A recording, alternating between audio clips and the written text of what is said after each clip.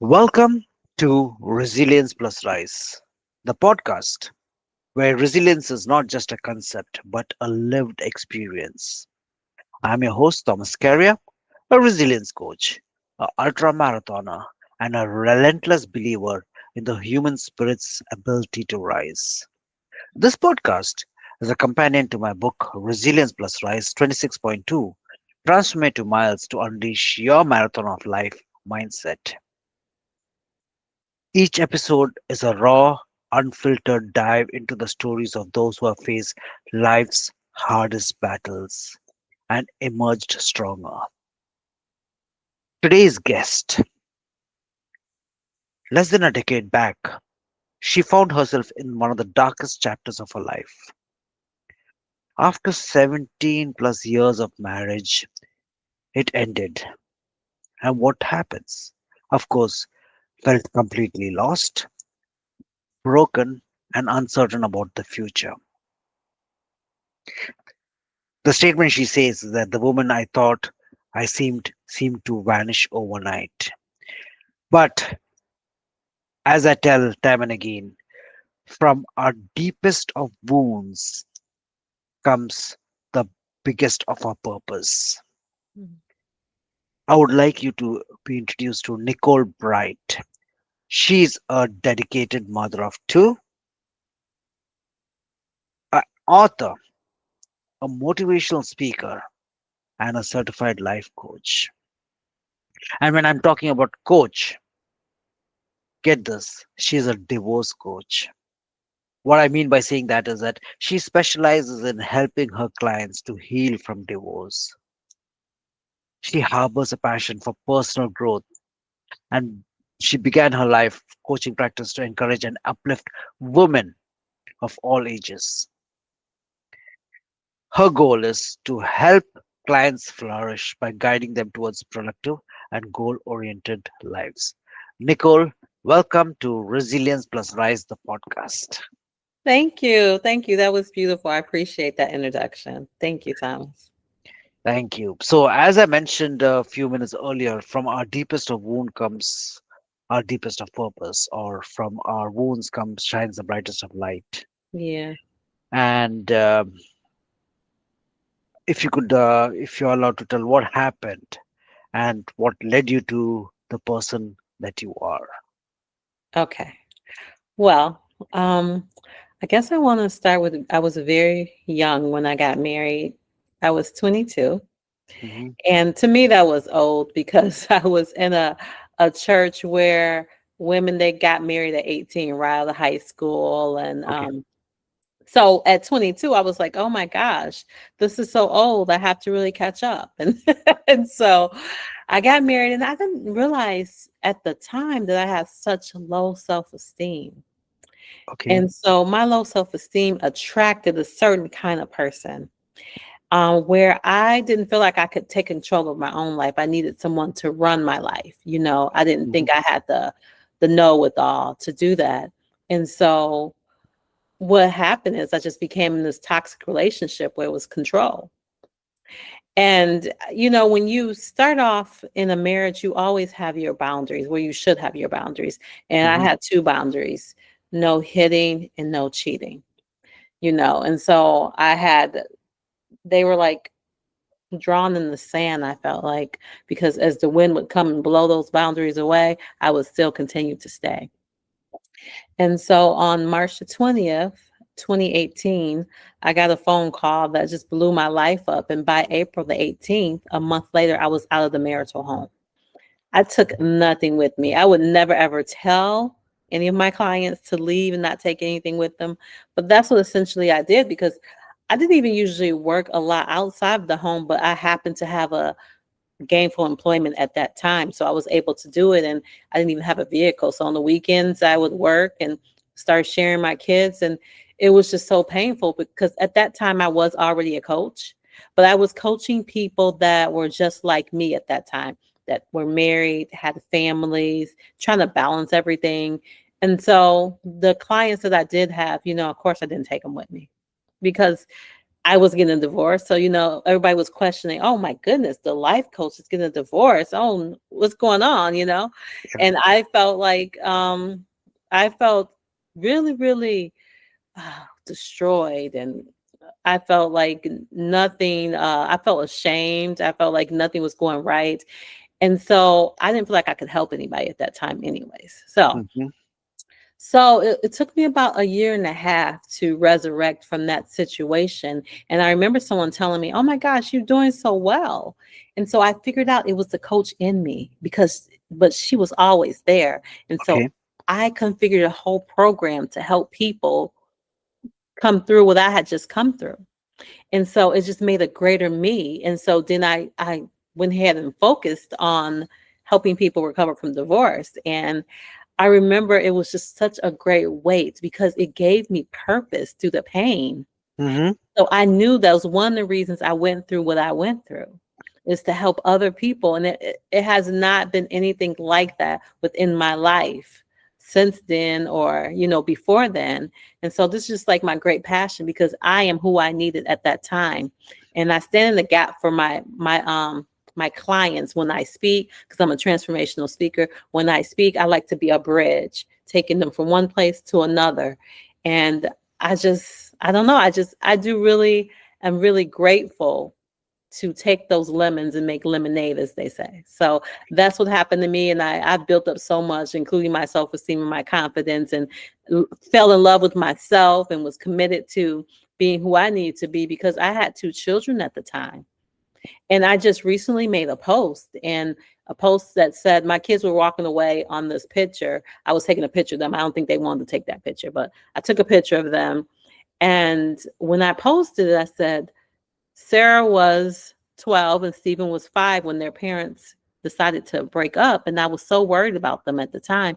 But I decided, in order to have them have a greater future, they didn't have to live in a broken home with two parents, because they think broken home means parents separated. No, you can be in the home and have a broken home. And so what I did is I gave them a strong, independent parent, striving, and they're fine now. They're beautiful, they're thriving. They are now 20 and 13. And so that tells people, I know you have children, but sometimes it's best to separate and to give them something that's not toxic. So that's part of my story. Wow. Just wow. It takes a lot, especially when I believe in this last few minutes, what you mentioned, there were a lot of nuggets, what you mentioned about your own self worth, your own self esteem, the courage to do. Because when you're in the shadow of somebody else, you believe that that's the way you're supposed to be. And Yes. as you mentioned, is that especially this is not just your story, but in fact, there have been other. Uh, Client partners who have been mentioning about the church that they grew up in, and then they feel that that's the way it should be, or the community that's the way it should be, and the men are in control, and that's everything it should be. But we tend to lose our own self. Yes. We don't realize the power.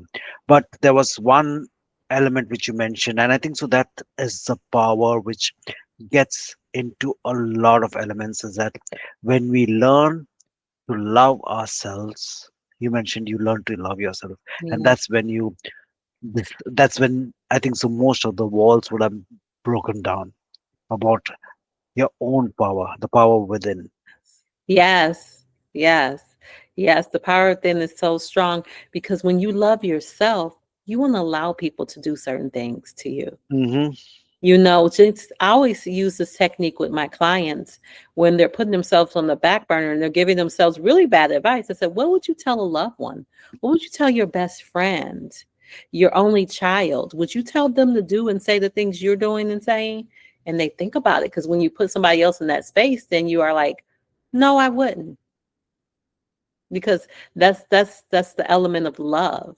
And sometimes we think we have to sacrifice, ourselves. But Hmm. when we love ourselves, we know that we have to have an element of putting ourselves first in certain situations. Actually, sacrificing self, that's been taught through times immemorial that okay, you should not take yourself first, you should take the others first. Yes, I also believe very much strongly in community living, and I time and again says that we all are like angels with broken wings. When we hold another, that's when we fly higher. That's nice. So a community does come in place, but again, as the holy book says, is that yes, love your neighbor, and That's it right. continues to say as yourself. Yourself. Exactly. So if you don't love yourself, exactly. So Yeah. that's where people believe, and people have they play the victim and the martyr card time and again. Yeah. There was one element which you mentioned in your thing, tools. Now I would like to directly jump into it. Is that if it's not asking a lot, of course you're a speaker also, and you would have told it on different stages. But for people having challenges, okay, and specifically since your focus has been from the marital point of view, what are 3 to 5 suggestions? I'm not asking for advice because advice you tell people, I've heard Oh, I'm sorry. You froze up a little bit there. wherein you allow. Okay, so I would say that what are the suggestions that you would tell people when they're having the struggles? It may not come to a point that there could be a point of breaking up, or they may be just a point of being confused. What would you suggest to them? What's your thoughts? So, the first thing I do when we have the discovery call, I'll allow them to talk and vent and to let me know the situation, how they're feeling and all that. Because, the very first thing you have to do is you have to listen because they have been sitting there with not a voice. A lot of people don't even voice things and getting it all out. It makes you feel so good to know that someone's listening and you have a safe space to share. So that's the first thing I do. I build the love between us in a safe space and let them know that what they have to say means something, you know? And so as I listen, then I connect to the different things they have to work on, right? So I usually pick out at least three things that I feel like that they need to work on. And so then the next session, I say, okay, these are the three things I'm thinking that we need to work on. What do you think? And so then we come to some agreement to what those things are. A lot of times, I'm going to give you maybe three of my top things that they work on. They may have to work on acceptance, accepting where they're at right now. And they may have to work on forgiveness. Hmm. Whether they need to forgive their spouse, soon to be ex, or themselves. Number three, they have to work on their identity, finding out who they are. A lot of people, they think that they have to find that person they had before because they lost themselves. So they have to find out who they used to be. They have to get that person back. But no, it's not about who you used to be. It's about who you're becoming because of the situation. You're going to be a whole new person. So those are three things that I would say the top things I help in. There's a lot of other things though, but those are the top things I help in. Within those things, it just depends on where they're at and how I help them. Because a lot of time it depends on, are they the ones that file for the divorce, or are they the ones that got filed on like someone else, their spouse said, I don't want to no longer be in this situation. So a lot of that depends on a lot of things of why they broke up and things like that, just dissecting everything and just starting from right there. And the first things I do too, even when we're working on those three things, I always like to form a routine with my clients where they're going to make a mission statement of what they're trying to accomplish or they're Hmm. going to accomplish. I like to get them to have a song of anthem because it's a song that when they're feeling down or something they want to play every day to get things back up. I personally had a song when I was going through my thing, and I always have a song in every season that I'm in my life that encourages me and lifts me up. And number three, we always develop like a vision board or something like that, to get us focused and get some goals down. So it's all about self growth and taking them from where they're at to where they want to be. And so they have to see where they want to be. And if they don't know, throughout the sessions, we develop it. It's really tailored to them, because I don't make them say, oh, you got to have a vision. You don't have a vision. If they don't, let's work on it. Let's figure it out. So all those things we work on, because life coaching is about growth. Of And course. so a lot of times, I believe in the beginning, they come and they want to point the finger, at the other Mm. person. Hmm. And I allow it. It's a process. I allow it. But then we slowly say, okay, I've heard this. We know this. Now let's focus on me, focus on you. And why? Because if they say, oh, that person did this, that person did that, why do we allow that in our space, right? So it's just a lot of things to figure out, but it's so good when they have that light bulb moment. They're like, oh my gosh, you said that in the third session, and now in the seventh session, I understand. So I really look for those moments, and then we celebrate those micro wins, because that's wonderful to have them. So those are the things that we do. Fantastic. Actually, when you mentioned initially the three pivotal pillars or the points about acceptance, forgiveness, and identity, for a moment I thought a person who have fighting battles, they are trying to hold on to some straws that they are drowning, and nothing is coming up in the hand. And specifically when you ask them to do something deep as know their own identity, and especially when you're talking about forgiveness, it's not just saying that I forgive you. We know that it is a radical forgiveness, that Mhm. okay, it is out of my system, and I'm not going to remember what has happened. I mean, you may not forget in the thing that the lessons I've learned, but then you, in your conversation, you mentioned by the time it comes to the third or the seventh session, that's when they realize their own potentiality. Mhm. Yes. And I know it's how uplifting and how freeing it is when people are in that particular space and moment. Fantastic. Now, when you look at your own chapter, wherein you had, in its own way, you said you started young and you had lost your own identity. I mean, 17 years, it was under that person's identity, who you were and what you had to do. Okay. What were the challenges that you had to go through to find out about radical acceptance, radical forgiveness, and your identity? So my big thing was forgiving myself and not being so ashamed of things that I Hmm. had allowed to happen within my life. So one of the big things was to love my former self, because I was looking at her like, she is pathetic. She is weak. She's stupid. She's dumb. Like, if you look at all the things I allowed to happen, that's what I thought about my former self as I was realizing everything. Then I started thinking the negative things about who I was at the moment. And then one day I was writing down all these things I thought.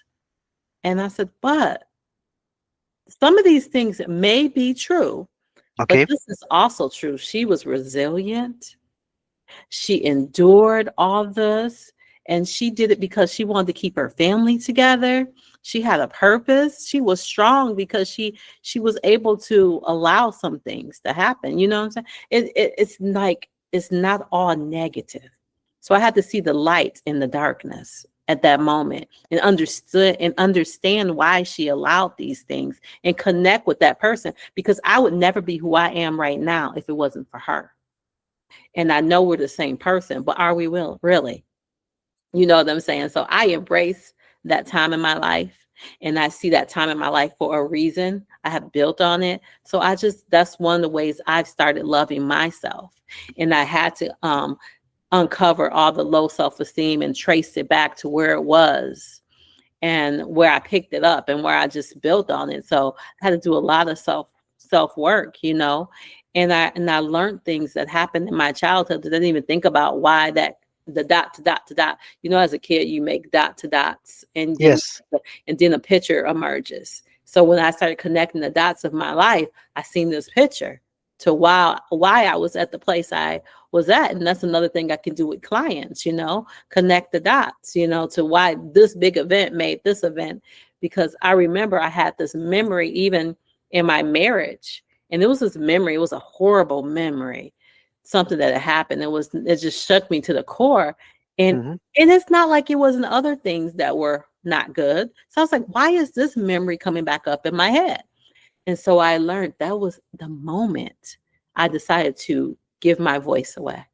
That was the moment that I decided, be quiet, talk less, do less, then he will be okay, because he doesn't want to hear all that. He doesn't want to hear any excuses. He doesn't want to know why you did. Just try to just be quiet and allow him to lead. And so I talk less and I said less to him about things. And I tried to get in less conflict with him, so then I lost my voice at that moment. And that's why that moment bothered me. So yeah, figuring out all that kind of stuff really helped me. Wow.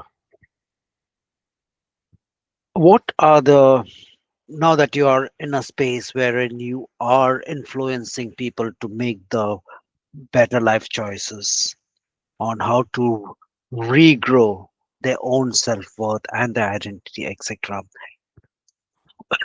what else is there in your pipeline in the next few weeks, few months, few years that you're thinking about? So one very new thing for me right now, I have a new package that I made. It's called Silent Nights, Strong Mornings.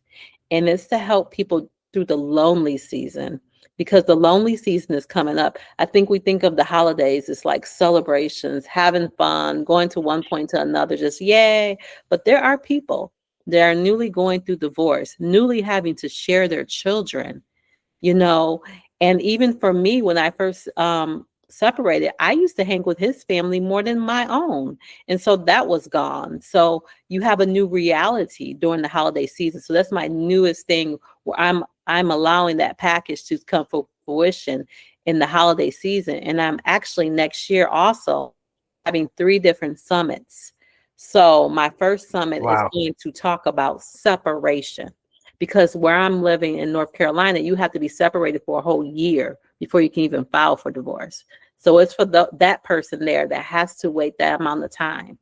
And then the second summit is for the people that are currently going through divorce and the things they need.